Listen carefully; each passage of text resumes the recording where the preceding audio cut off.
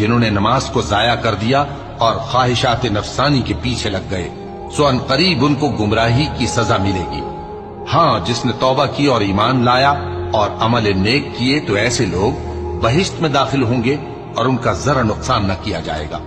یعنی ہمیشہ کی بہشتوں میں جس کا اللہ نے اپنے بندوں سے وعدہ کیا ہے کہ جو ان کی آنکھوں سے پوشیدہ ہے۔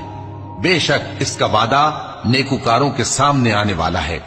وہ اس میں سلام کے سوا کوئی بےہودہ کلام نہ سنیں گے اور ان کو صبح و شام کھانا ملے گا۔ یہی وہ جنت ہے جس کا ہم اپنے بندوں میں سے ایسے شخص کو مالک بنائیں گے